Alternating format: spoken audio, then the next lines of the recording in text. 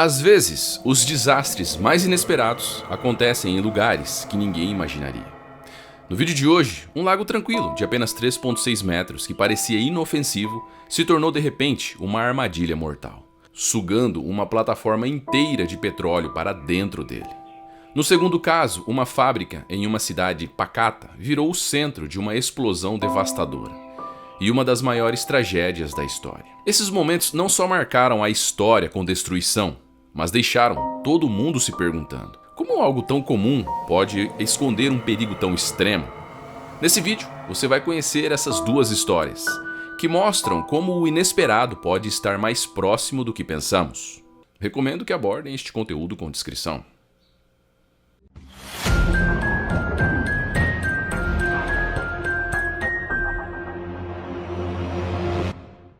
A história do Lago Peño e sua mineração de sal remonta ao final do século XIX, quando a região foi identificada como rica em depósitos de sal subterrâneos. Em 1894, o ator Joseph Jefferson, que na época era um renomado artista, contratou perfuradores para tentar encontrar um poço de água doce perto de sua residência na ilha Jefferson, localizada no estado de Louisiana. O Lago Peño, com 1.300 acres de superfície, era originalmente um corpo de água doce, e a área ao seu redor era relativamente tranquila, sendo usada principalmente para pesca recreativa e lazer. Durante as perfurações conduzidas pelos contratados de Jefferson, uma descoberta inesperada foi feita. Um vasto depósito de sal encontrado a cerca de 90 metros de profundidade. Isso abriu as portas para uma exploração econômica significativa, já que o sal era um recurso extremamente valioso. As 5 ilhas da região, incluindo a ilha de Jefferson, eram, na verdade, picos de domos de sal subterrâneos cobertos por uma camada de rocha. Embora fossem chamadas de ilhas, elas não eram cercadas por água, mas sim constituíam elevações de terra que se destacavam da paisagem ao redor do lago. Na geologia do petróleo, a formação de um domo de sal ocorre quando grandes depósitos subterrâneos de sal se acumulam e, devido à pressão, empurram o terreno acima deles. Isso cria uma elevação na superfície e, mais importante, forma armadilhas naturais onde o petróleo pode se acumular. Esses domos de sal são excelentes locais para perfurações de petróleo, pois muitas vezes contêm grandes reservas de óleo. Joseph Jefferson faleceu em 1905 e pouco mais de uma década depois, a ilha Jefferson começou a ser explorada pelos seus recursos de sal. Em 1919, 2 homens conduziram uma série de perfurações na ilha para mapear o domo de sal. Com base nessas descobertas, eles fundaram uma empresa. A exploração da mina de sal começou em grande escala, mas não sem desafios. A primeira tentativa de escavar um poço falhou devido à entrada de água, o que atrasou a operação por 2 anos. No entanto, em julho de 1919, após perfurações adicionais e planejamento minucioso, as operações de mineração de sal começaram a se expandir. Ao longo das décadas seguintes, a mina de sal prosperou, utilizando o método de pilares e câmara, uma técnica comum em minas de sal. Grandes câmaras subterrâneas eram escavadas, deixando pilares de sal para sustentar o teto. A mina se estendia até 240 metros de profundidade em seus primeiros anos de operação, com as câmaras medindo cerca de 30 metros de altura por 24 metros de largura.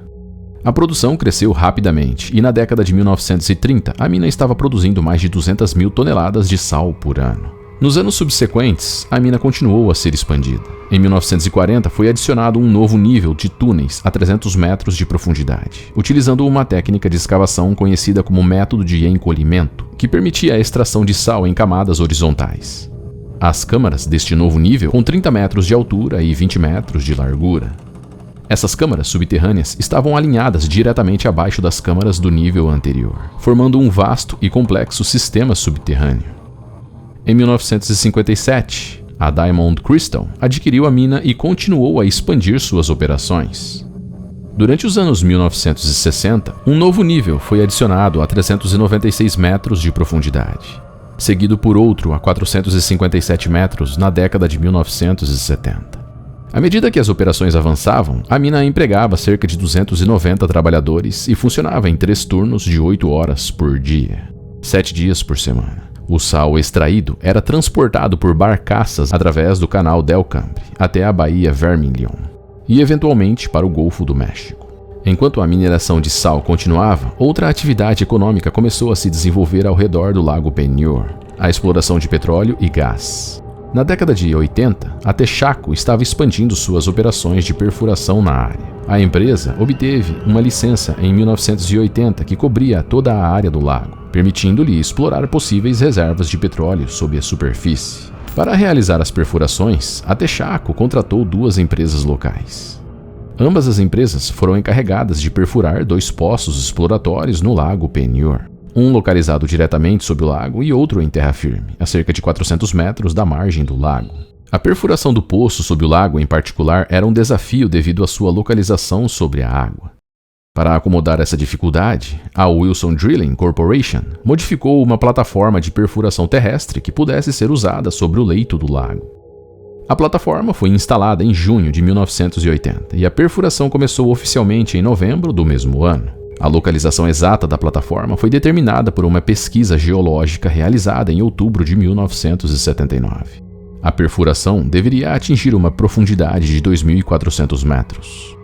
No entanto, havia um limite de deslocamento permitido de apenas 45 metros para qualquer lado, o que aumentava a precisão necessária para a perfuração e os riscos envolvidos. Em 18 de novembro de 1980, as operações de perfuração do poço P20 começaram.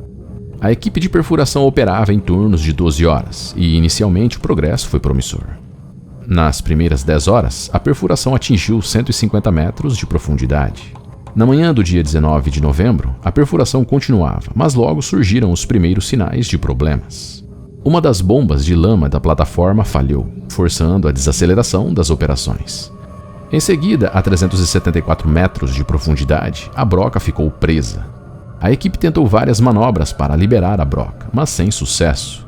Às 5 horas da manhã, o capataz da Texaco foi acordado e informado do problema. Ele ordenou que a viscosidade da lama fosse aumentada para ajudar a liberar a broca. O aumento da viscosidade da lama inicialmente pareceu ajudar, mas de repente a pressão na broca subiu drasticamente.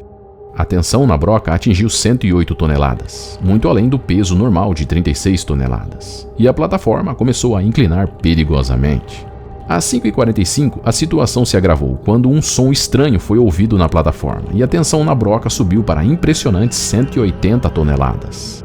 A inclinação da plataforma aumentou e a Texaco e a Wilson Drilling foram imediatamente notificadas. Ambas as empresas decidiram tentar nivelar a plataforma, acreditando que a inclinação pudesse ter sido causada por um deslizamento dos suportes. No entanto, a inclinação continuou a aumentar e o capataz decidiu evacuar a equipe. A tripulação rapidamente cortou os cabos que prendiam as barcaças à plataforma, na esperança de salvar os equipamentos a bordo.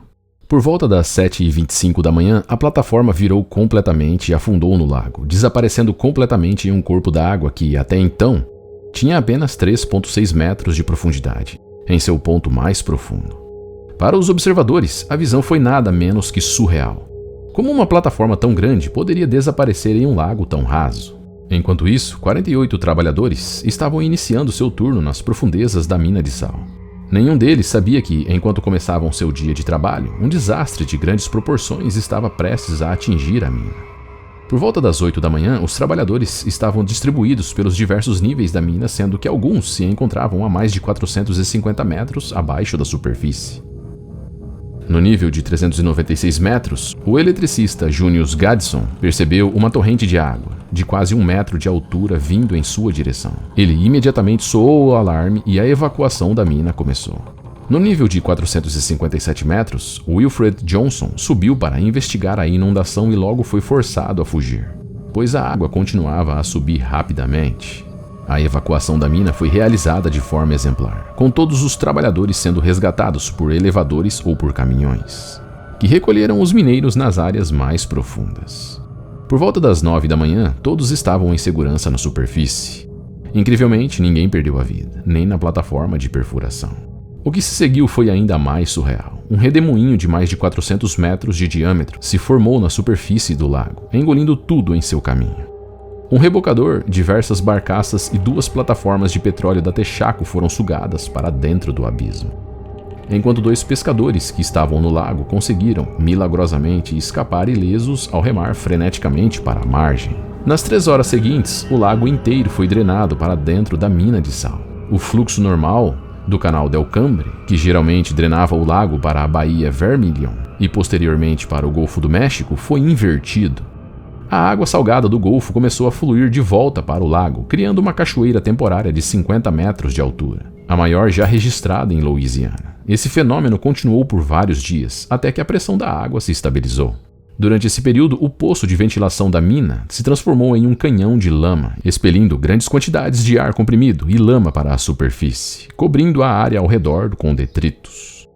7 das 11 barcaças que haviam sido sugadas reapareceram quando a água do lago voltou a encher a cratera deixada pela inundação. Apesar da magnitude do desastre, nenhuma vida humana foi perdida, embora 3 cães tenham sido reportados como mortos. O grande mistério que permaneceu após o desastre era como uma mina tão bem estabelecida poderia ter sido perfurada acidentalmente por uma empresa de perfuração igualmente experiente. Investigações conduzidas logo após o desastre não conseguiram determinar uma causa específica, já que muitas das evidências foram destruídas no colapso. No entanto, especula-se que a Texaco tenha cometido um erro ao interpretar os mapas geográficos da área, confundindo sistemas de coordenadas e perfurando mais perto da mina do que o planejado. Embora a culpa oficial nunca tenha sido atribuída a Texaco, as evidências apontam que a empresa foi a responsável pelo acidente.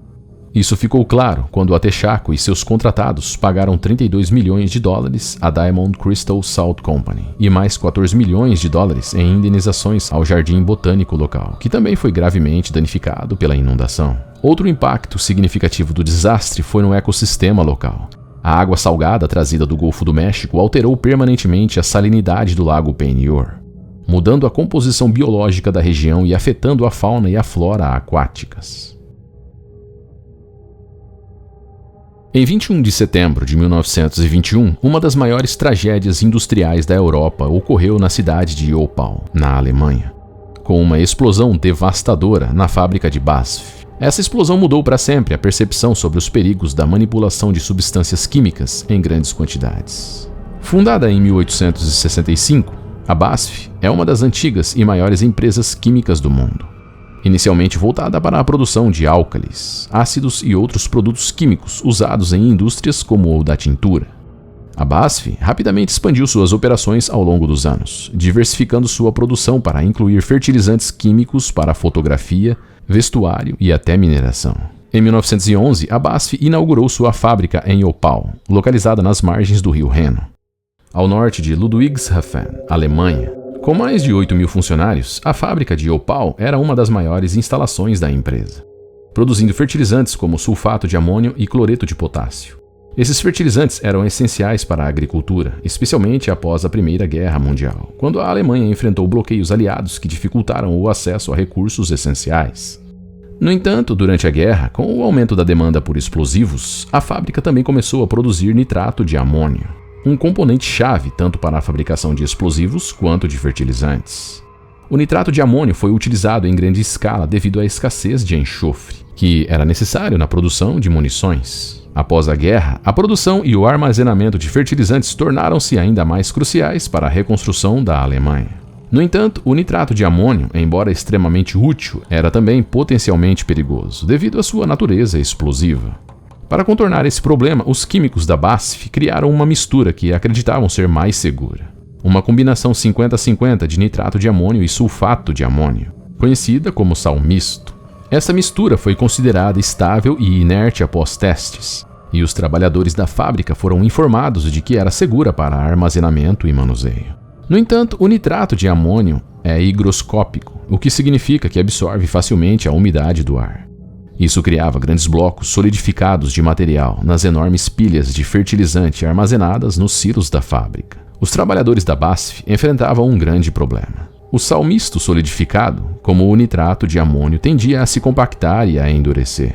Grandes blocos de fertilizante se formavam nas partes inferiores dos silos, tornando difícil a remoção do material. Esse processo de compactação era exacerbado pela umidade, o que tornava o trabalho manual com picaretas uma tarefa perigosa e ineficaz. Para lidar com esse problema, os trabalhadores adotaram uma solução extremamente arriscada: o uso de pequenas cargas explosivas controladas para quebrar os blocos de fertilizantes. Eles perfuravam o fertilizante solidificado e detonavam pequenas explosões, acreditando que a mistura fosse estável o suficiente para resistir a esses impactos. Entre 1911 e 1921, essa prática foi realizada mais de 20 mil vezes sem incidentes.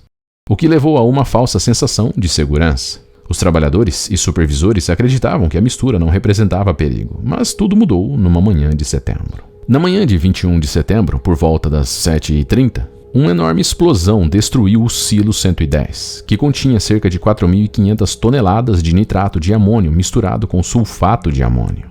A explosão foi catastrófica, destruindo grande parte da fábrica e deixando uma cratera de 106 metros de largura, 167 metros de comprimento e 18 metros de profundidade.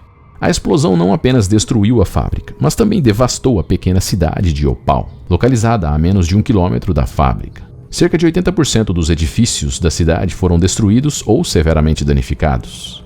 O impacto da explosão foi sentido por toda a região. Janelas foram quebradas a 50 quilômetros de distância. Telhados de casas foram arrancados e a força da explosão foi tão grande que um bonde elétrico foi virado no meio da rua em Frankfurt, localizado a 60 quilômetros de Opal. E o som pôde ser ouvido a 300 quilômetros de distância, em cidades como Munique. A explosão no silo 110 da fábrica de Opal foi absolutamente catastrófica. Relatos de testemunhas indicam que, momentos antes do desastre, houve um som abafado de uma explosão poderosa, seguido de uma enorme bola de fogo que subiu rapidamente ao céu. Logo em seguida, um ruído alto e contínuo, acompanhado por um clarão, anunciou a devastação. Uma densa nuvem de escombros e poeira cobriu rapidamente a área, mergulhando Opal em uma escuridão assustadora. Estima-se que entre 550 e 600 pessoas morreram instantaneamente, e mais de 2.000 ficaram feridas, muitas com ferimentos graves. A explosão destruiu não apenas a fábrica, mas também devastou a cidade de Opal, localizada a apenas 800 metros da fábrica. Mais de 7.000 pessoas ficaram desabrigadas. Uma consequência trágica que transformou o evento na maior catástrofe industrial da história da Alemanha. Incrivelmente, cerca de 10% das 4.500 toneladas de nitrato de amônio armazenadas no silo explodiram. Especialistas da época especularam que, se a explosão tivesse envolvido a totalidade do nitrato de amônio ou se tivesse ocorrido em um dos silos maiores, que podiam armazenar até 50.000 toneladas, a magnitude da destruição seria inimaginável. Os danos e a perda de vidas teriam sido exponencialmente maiores, e é difícil prever o quão devastador seria o impacto em uma área ainda mais extensa. Apesar das investigações exaustivas que se seguiram à explosão, a causa exata nunca foi completamente esclarecida. Uma das maiores dificuldades enfrentadas pelos investigadores foi a falta de sobreviventes do local da explosão. Os trabalhadores que estavam envolvidos no processo de detonação naquela manhã morreram instantaneamente. Portanto, não houve relatos detalhados sobre o que exatamente ocorreu no momento da explosão. No entanto, uma possível explicação surgiu durante as investigações. Alguns meses antes do desastre, a fábrica havia implementado um novo processo de secagem por pulverização. Esse novo método, destinado a reduzir o acúmulo de fertilizantes nos silos, tinha um efeito colateral inesperado. Ele gerava uma poeira fina que tendia a flutuar no ar e se acumular ao redor das bordas dos silos. Essa poeira continha uma concentração mais elevada de nitrato de amônio, tornando-se, assim, mais instável e inflamável do que o fertilizante misturado em si.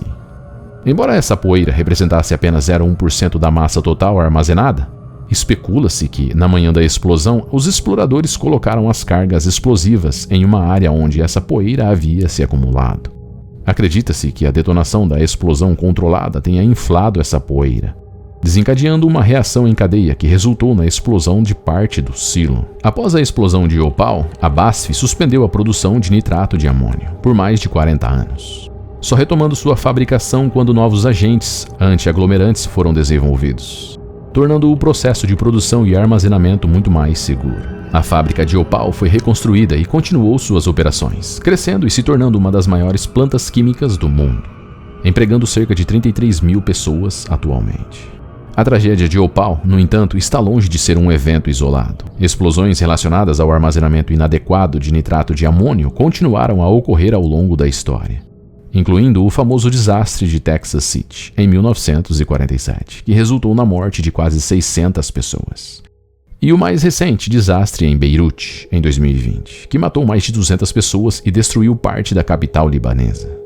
Infelizmente, a segurança em torno do nitrato de amônio ainda é uma preocupação atual. Durante as minhas pesquisas para este relato, um artigo revelou que um depósito na cidade indiana de Chennai estaria armazenando cerca de 750 toneladas de nitrato de amônio envelhecido, sem medidas de segurança adequadas. Embora a precisão da informação seja incerta, esse cenário reflete a contínua ameaça de acidentes graves envolvendo esse material altamente volátil. A explosão de Bhopal permanece como um dos maiores desastres industriais da história. Embora avanços significativos tenham sido feitos desde 1921 para melhorar a segurança no manuseio de produtos como o nitrato de amônio, as lições aprendidas em Bhopal ainda ecoam em cada incidente similar que ocorre ao redor do mundo. Meu nome é Vincent Alcântara, e se você chegou até aqui, obrigado por me assistir. Se você tem sugestões de histórias que poderiam ser contadas no canal, você pode preencher nosso formulário. O link está na descrição do vídeo. Mais uma vez obrigado, e com sorte nos reencontraremos nos próximos vídeos.